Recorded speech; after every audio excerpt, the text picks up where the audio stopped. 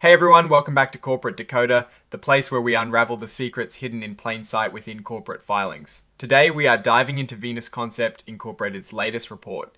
Get ready because it looks like things are getting a little tight and they are signing some important agreements to keep the wheels turning. And hey, before we dive in, if you like getting no-nonsense breakdowns of these documents, make sure you subscribe. Also consider joining our Discord community, linked in the description below. It's a great place to discuss these findings further. So, what is happening here? Venus Concept Incorporated, along with its key subsidiaries, has inked a deal, a consent agreement with its lenders. Think of these lenders as the folks who've loaned the company money. This agreement is all about tweaking the terms of a previous loan, specifically something called the Main Street Priority Loan Agreement, from way back in December 2020. What does this mean in plain English? Well, the company was facing some tough requirements, specifically about how much cash it needed to have on hand. These are called minimum liquidity requirements. Those requirements are now being relaxed or waived until mid-January 2026. That's a bit of breathing room. They've gotten permission to use the interest payment that's due in early January 2026, not to pay the interest itself, but to actually reduce the main amount they owe, the principal balance. This is a pretty significant move, showing they are actively trying to manage their debt and cash flow situation. But that's not all. They've also entered into another amendment, this time to their bridge loan. This is the 23rd amendment, which suggests there have been quite a few adjustments to this loan over time. What did this 23rd amendment do?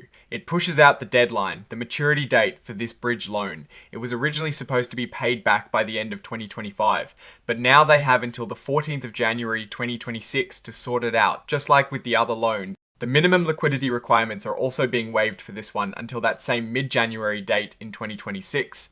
It looks like the company is in a situation where its lenders are working with it, but it also highlights the tight financial spot it's in. They are essentially buying themselves a little more time to either raise funds, make sales, or find a more permanent solution. This first exhibit details the consent agreement. It shows that Venus Concept Incorporated, along with its subsidiaries Venus Concept USA Incorporated, Venus Concept Canada Corporation, and Venus Concept Limited, are all involved in this waiver and principal payment application with Madryn Health Partners. Incorporated and Madryn Health Partners, Cayman Master Incorporated. And this second exhibit lays out the 23rd Amendment to the Bridge Loan Agreement. Again, it involves Venus USA Incorporated as the borrower, with the parent company and other subsidiaries acting as guarantors alongside Madryn Health Partners. Incorporated and Madryn Health Partners, Cayman Master Incorporated as the lenders.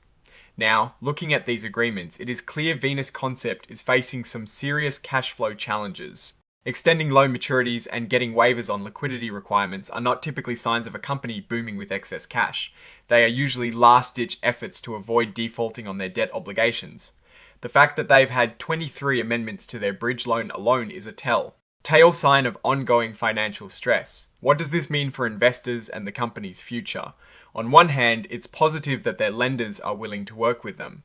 This cooperation suggests the lenders believe there is still a path forward for Venus Concept to eventually repay its debts.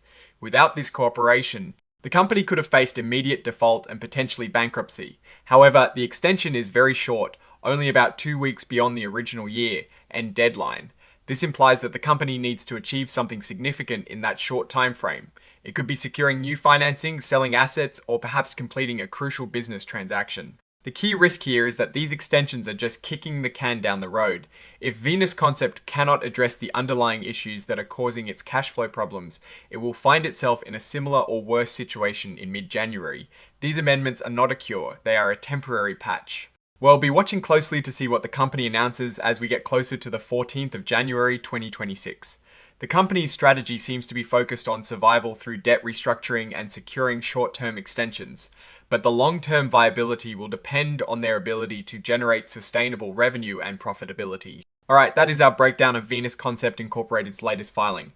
What is your take on these emergency loan amendments and what they signal for the company's future?